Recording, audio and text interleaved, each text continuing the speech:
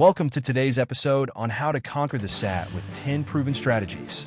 Whether you're aiming for a scholarship or simply boosting your SAT skills, these tips will set you on the right path to success. First up is the process of elimination. The SAT, like the SAT, is multiple choice, so crossing out wrong answers first can help focus on the right one. Here's an example.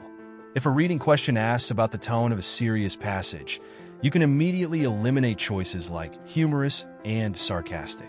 This narrows your options, boosting your chances of picking the right answer. Second, remember that pacing is key. The SAT is a timed exam, so you can't afford to dwell too long on any single question. Start with the easier ones and come back to the difficult ones later. For example, if you're stuck on a tough math problem, skip it, move on, and return to it after finishing the easier ones. Our third tip is to use context clues for vocabulary. In the evidence-based reading section, sometimes the meaning of an unfamiliar word can be found by understanding the surrounding text. Example, if you come across the word disinterested, but aren't sure what it means, look for clues in the sentence. If the person seems neutral or impartial, you can infer that disinterested means objective or detached. Next, be sure to know the question types. Familiarity with the types of questions, like paired evidence questions or grid-ins in math, can help you strategize. Example, if a math question is a grid-in, you know there's no multiple choice option to rely on. So solve the problem directly without looking for shortcuts. For math, our fifth tip is to leverage the calculator. Use your calculator in the math calculator section to save time on complex problems. But remember, don't overuse it. Example, use your calculator for multi-step or fractional problems, but for simple calculations like multiplication, mental math will often be faster.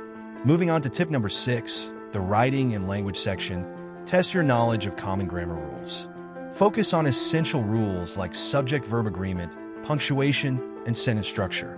Example, if a sentence reads, "Neither the students nor the teacher were late," knowing that the verb should agree with the singular subject teacher will guide you to correct it to was. Tip number 7. In math, the plug-and-play method can save time. For some questions, plugging in the answer choices can help you find the correct solution more quickly.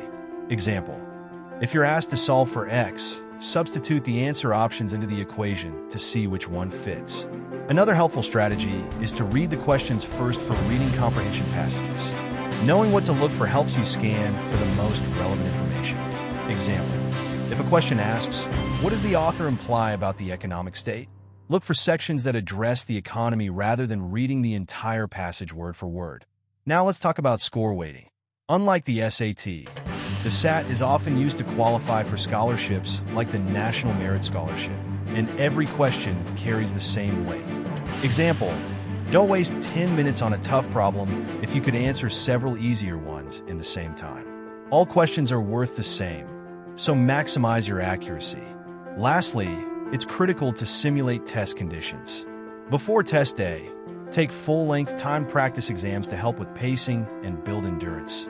Example, take a practice SAT under real test conditions, including timed sections and breaks. This will help you feel more comfortable and prepared when the real test day arrives. And here's our final tip. Stay calm and confident. Approach every question with focus and avoid second-guessing unless you're certain of a mistake. Trust your preparation, and you'll be ready to tackle the SAT with confidence.